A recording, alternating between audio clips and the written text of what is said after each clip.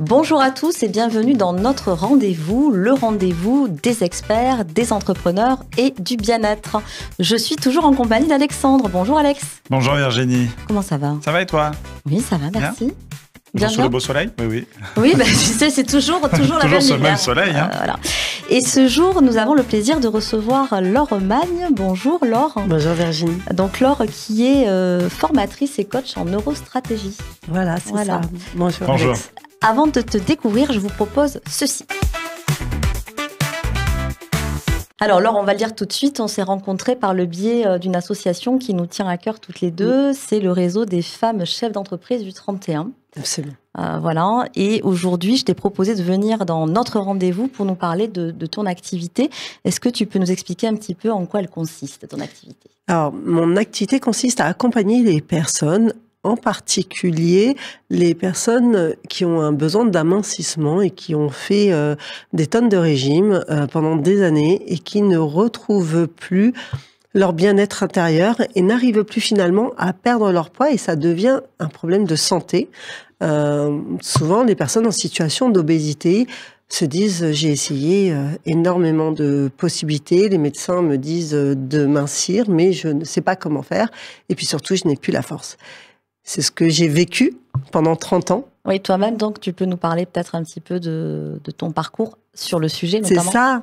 En fait, je suis arrivée à la neurostratégie parce que j'ai fait finalement 16 régimes que j'ai refait 2 fois. Ça a fait 32 régimes. J'ai perdu en alternance par régime environ, en tout à peu près entre 15-20 kilos par régime. Donc j'ai calculé 220 kilos.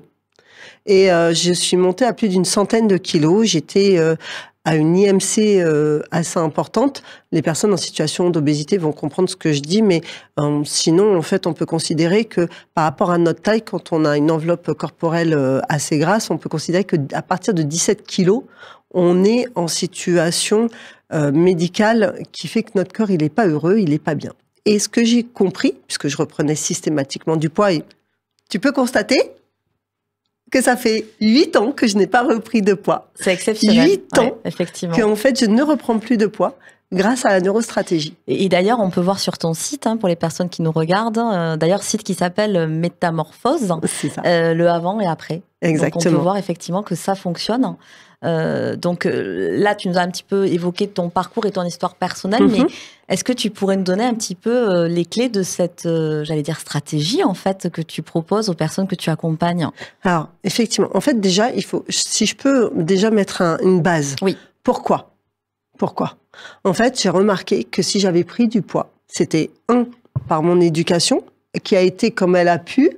Les parents nous disent finis ton assiette, on ne gâche pas, voilà, des petites choses simples.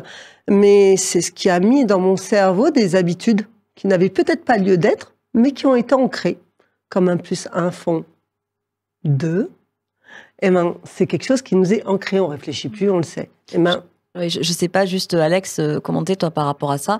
Moi, je sais que depuis que je suis petite, on m'a toujours dit effectivement de finir mon assiette. Parfois, c'est même des personnes, des grands-parents qui ont été privés pendant la guerre et qui nous inculquent ça. Et en fait, on n'a plus la sensation de satiété. Comment tu te situes, toi, par rapport aux chouquettes, par exemple, de tout à l'heure? Moi, je vais dire, c'est parce que famille italienne, maman italienne, grand-mère italienne. Voilà. Oui, donc tu as tout dit, quoi. J'ai tout dit. Voilà. La nourriture, ah, mais à fond. C'est à ça. fond, c'est très important. Oui, donc mais on prend le temps et on mange bien. Voilà. Et en fait, souvent, on a des habitudes et on prend des habitudes qui font qu'on n'a plus d'écoute avec notre corps. On l'entend plus. On n'a plus de satiété, on ne sait plus comment ça fonctionne. Soit on nous a coupé des émotions en disant « ne pleure pas », donc on le compense par autre chose. Et en fait, j'ai remarqué que toute ma vie, alors j'ai écrit un livre qui s'appelle « Mes 100 vies dans un tourbillon » et j'en suis au 1er tome, il y aura 5 tomes. Et l'idée de ce livre, c'est d'expliquer un peu comment, à l'intérieur, on peut en fait vivre les choses et comment ça amène à l'obésité. Et comment les situations professionnelles, personnelles, familiales, finalement, engendrent un mécanisme du cerveau neuronal qui fait qu'à un moment donné, on ne maîtrise plus rien. On ne sait plus. Et la neurostratégie, c'est reprendre les rênes de son corps, passer le permis de conduire de son corps et reprendre toutes les systématiques naturelles que chacun a. On est tous différents. Tout le monde n'aime pas la choucroute. On est tous différents. On aime les choses différentes.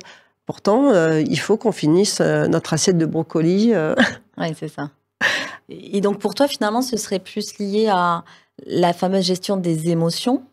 Il n'y aurait pas de fatalité en soi pour les personnes en situation d'obésité, alors? Complètement. On m'a souvent dit, donc j'ai été 30 ans en obésité, 30 ans en yo-yo, et on m'a souvent dit, vous ne maigrirez pas.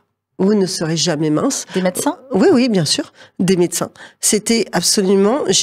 L'obésité était une maladie, j'étais en situation d'obésité, donc je ne pourrais pas mincir.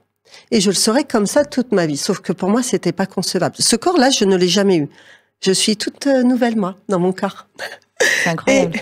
Et je ne l'ai jamais eu. Et on me dit, vous ne l'aurez jamais. Arrêtez de rêver. Ce n'est pas possible. C'est terrible de dire ça. Mais c'est terrible. Les médecins, enfin... Vous avez un trop gros squelette. C'est votre nature. Vous êtes comme ça. Et mais je ne voulais pas.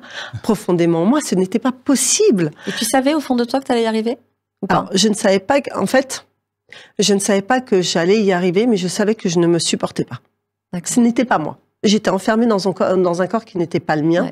Et ce n'était pas possible et concevable. Alors, je suis une acharnée. Si j'ai écrit un livre qui s'appelle Mes 100 vies, c'est que j'ai vécu énormément de choses. Et ça a fait aussi que je me suis dit, tout est possible, c'est qu'une question de stratégie. Je n'ai pas la bonne recette. Ce qu'on me propose, à chaque fois, ça ne va pas. Et il n'y a qu'une seule chose, et ce qui a fait que j'ai fait en fait ma méthode d'amincissement que j'ai appelée méthode d'amincissement non violente. L'idée en fait c'est d'être en accord avec soi par la neurostratégie et de se comprendre entièrement, mais surtout de rester mince ou de rester comme on est bien dans notre peau. Alors certains, je sais pas vous, mais d'après vous la minceur, ça commence où on est bien, ça commence à quel poids, qu'est-ce qu'on doit être? Quand ma mère m'appelle et me dit j'ai perdu 3 kilos, je suis contente, mais ça se voit pas. Donc, très sincèrement, je sais pas. Si, je sais, moi, c'est quand le jean il est moins serré. Ouais, non Moi, quand je m'assis, j'ai peur, moi, en général. Oui, pourquoi? Parce que généralement, quand on m'assit, je serais malade. Il a peur d'être malade. Et souvent, il me le dit, Alex. Si je m'assis, j'ai peur d'être malade. D'accord. Alors, vous pensez que mincir, c'est avoir peur d'être malade. Alors, en fait, il a été normé que lorsqu'on a un poids de forme, on prend moins 10 kilos et plus 4 kilos par rapport à votre taille en grandeur, d'accord? On va dire 1m70. Je fais une moyenne simple. 74 kilos et 60 kilos pour une femme, c'est une normalité, d'accord? Pour les hommes, ça va un petit peu plus grand, ça irait de 75 à pareil à 60 kilos s'il y a des hommes minces. Et puis il y a des hommes... En fait, on a une large possibilité qui fait que c'est là où nous, on va se sentir bien. Mais si on est trop mince, effectivement, c'est là où tu as raison, Alex, si on n'est pas dans notre normalité à nous, eh bien, en fait, finalement, on va être mal. Mais si on est au-dessus de 4 kilos, là, notre corps commence à changer. Et là, on commence à être malade. Je vais vous donner un petit peu de chiffres. Vous voulez bien? Ah oui, ouais. Vas-y. L'obésité fait 356 morts à l'heure. C'est la plus grande cause mondiale. Oui. Ça fait 13 cancers. L'obésité fait 13 cancers. La maladie de l'obésité fait 13 cancers. C'est incroyable. Elle fait des problèmes de diabète, bien sûr, ça on le connaît, les cancers, aussi, le cholestérol. Elle fait aussi des problèmes pour avoir des enfants. Il y a des dépressions liées à la situation cardiovasculaire aussi. Les maladies cardiovasculaires, l'apnée du sommeil, les problèmes aussi pour uriner aussi. Et il faut savoir aussi que 90% des personnes en situation d'obésité, c'est dû à un vécu. D'accord. Donc ça veut dire que ces personnes ont un vécu qui a été difficile pour 90% d'entre eux. Et en fait, ils sont tellement perdus avec ce vécu que leur corps a compensé. Et en fait, en faisant de la neurostratégie, on réconcilie ce qui s'est passé émotionnellement, ce qui s'est passé dans le passé et ce que l'on veut maintenant. Et pourquoi je ne reprends plus de poids? C'est parce que justement, je me suis réconciliée avec mon passé. D'accord. Et donc, sans trop en dire, et pour les personnes qui ont dû essayer moult solutions, est-ce que tu pourrais donner quelques secrets, entre guillemets, de ta méthode ou expliquer, tu vois, pour que les personnes puissent effectivement venir te voir, pour être accompagnées? Qu'est-ce qui fait que c'est différenciant? Déjà, je vais te dire ce que je fais déjà le premier mois. Oui. Hein, qu'est-ce qu'on fait quand on est... Voilà, on pourrait parler de l'actualité, effectivement, de l'or sur un mois, par exemple. Voilà, sur un mois. Déjà, on se voit toutes les semaines. Pourquoi ? Parce que le cerveau a un rythme d'apprentissage. Si on est hors de ce rythme d'apprentissage, on va en fait biaiser notre apprentissage. Si on apprend quelque chose tous les jours, qu'est-ce qui se passe ? On le retient. Si on l'apprend une fois par mois, on le retient pas. Mon but, c'est qu'on devienne autonome. C'est-à-dire qu'on perde du poids, c'est sûr, mais qu'ensuite, on ne le reprenne pas. Parce que, en fait, l'effet yo-yo, on en a un peu assez. L'idée, c'est vraiment, j'apprends, je me connais, je prends du plaisir, mais en même temps que ça puisse durer. Parce qu'on fait sinon, quel est l'intérêt ?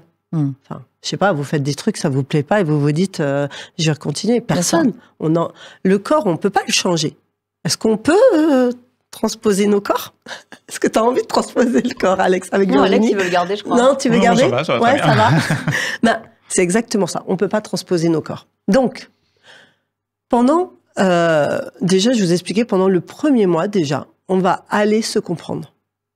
On va finalement se poser des questions qui vont nous permettre de se retrouver, de remettre des bases. Et en fait, ces bases-là vont en fait finalement nous permettre de trouver des solutions. Et ces solutions vont nous permettre d'avoir un axe à suivre. Je vous donne un exemple. Vous voulez aller à la boulangerie. Vous mettez le GPS pour aller à la boulangerie du coin. Est-ce que vous allez à la pharmacie ? Non. Ben non. Pourquoi ? Parce qu'on veut aller à la boulangerie. Parce que vous avez dit à votre cerveau, je veux aller à la boulangerie. Donc, si vous allez à la pharmacie, vous allez me dire, mais c'est pas cohérent. Eh ben, c'est exactement ça. On ne peut pas aller dans une direction si on n'a pas un focus vers quelque chose et si on n'est pas accompagné. Et en combien de temps à peu près ? C'est personnalisable, je suppose, en fonction des personnes. Non, justement, tu peux pas dire aussi à quelqu'un, tu dois avoir cette question, non, souvent. En combien de temps est-ce que je vais perdre combien de kilos ? Exactement. Eh ben, ça va dépendre de leur investissement et l'investissement n'est pas un investissement, douloureux. Au contraire, on s'amuse. On s'amuse, on se pose des questions, et chaque semaine, en fait, tout le temps, à chaque fois, les personnes me disent « Ouah, c'est formidable parce que j'ai appris quelque chose de moi que je ne savais pas. » Et je les guide. Je suis juste une canne pour réapprendre à marcher, pour réapprendre à se connaître et pour finalement se libérer et avancer après tranquillement. Mon but, c'est toujours ça. C'est on part de ce que l'on est à la base et on avance pour être vraiment en équilibre avec soi. Et après, c'est facile. Ça a l'air, en tout cas. On parle du 4 mars dernier. Oui. C'était la journée mondiale des personnes en situation d'obésité. Qu'est-ce que cette journée apporte concrètement ? En fait, ce que l'on veut de cette journée, c'est enlever la stigmatisation autour des personnes en situation d'obésité. Ce n'est pas parce qu'on a du poids qu'on est moins intelligent. Il faut savoir que trouver du travail quand on est en situation d'obésité, c'est difficile. C'est aussi des arrêts de maladie, parce que l'obésité étant une maladie, c'est des fois 3 semaines de plus d'arrêt qu'une personne salariée. Ouais, d'ailleurs, j'accompagne les managers aussi et les RH et les RSE grâce à la formation d'éducation thérapeutique du patient que j'ai fait. J'accompagne en fait les entreprises à aider et manager positivement les personnes en situation d'obésité sans les stigmatiser, mais sans non plus leur faire des TCA. Alors, le TCA, c'est le trouble du comportement alimentaire. Qu'on retrouve aussi chez les personnes anorexiques ou boulimiques. C'est ça. C'est ça. Il y a différentes façons, mais en tout cas, c'est un trouble alimentaire du comportement, du coup, TCA. Et effectivement, on ne le sait pas souvent, mais on passe énormément de temps au travail et les troubles du comportement alimentaire se font souvent après le travail. Quand on rentre le soir à la maison. Exactement. On ouvre le frigo. Exactement. Parce que il s'est passé lors de la journée de travail quelque chose. Et si en fait les RH ou les managers ne sont pas conscients de ce qu'ils font au cerveau d'une personne, de comment ils fonctionnent, et bien finalement ils vont, sans le savoir, détériorer la relation. Et la personne va avoir des troubles du comportement alimentaire, va penser que c'est elle le souci. Je vais vous donner un exemple. Quelqu'un qui vous dit « Non, mais ne fais pas ça, tu vas te faire mal. » Donc, ça amène une incompétence. La personne peut penser qu'elle est incompétente alors que la personne voulait seulement l'aider, mais elle avait envie de le faire. Donc, on va, mais par des des mots vraiment qui paraissent anodins, transformer un comportement. Et là, j'apprends à avoir des comportements bienveillants. En tout cas, bien sûr que les managers ne sont pas là pour faire les psychologues, on est bien d'accord. Hein. Mais en tout cas, on peut mettre en place des choses simples qui ne se voient pas et qui, en fait, finalement, vont aider la personne à se sentir bien dans son corps. D'accord, très bien. Et si on veut se faire accompagner, donc je suppose qu'on peut trouver toutes les informations sur ton site. Hein. Oui, il y a mon numéro de téléphone, il y a mon site, il y a mon mail, on peut me contacter, on peut me poser des questions. Voilà, sur Messenger aussi, on peut me contacter, etc. Dernière question. La dernière question, Alex. La dernière question personnelle. La question personnelle. Qu'est-ce qui va se passer maintenant? Il va s'afficher un agenda. T'as vu, je commence à apprendre. Alors, Laure, nous avons un agenda qui s'affiche que tu peux voir sur le retour écran. Et je vais te demander, en fait, de choisir un des rendez-vous de l'agenda. Je vais choisir 15h. D'accord. Tu es plutôt de l'après-midi, toi? Ah oui. Ok. Donc, on va afficher la question du rendez-vous de 15h à laquelle on va te demander de répondre. Donc, je vous la lis. Peux-tu nous partager une devise, une citation qui te guide dans ta vie professionnelle? Ah oui, j'en ai une. Ah, super. Je dis souvent, tout est possible, c'est une question de stratégie. C'est parfait. Je trouve que ça permet de bien terminer l'interview puisque tu es coach en neurostratégie. C'est absolument merveilleux. Merci beaucoup, Laure, merci à vous, pour cette belle interview. Merci à toi, Alex. Avec plaisir. On se dit à bientôt. Eh bien oui. Voilà. Et moi, je vous retrouve bientôt pour un autre rendez-vous.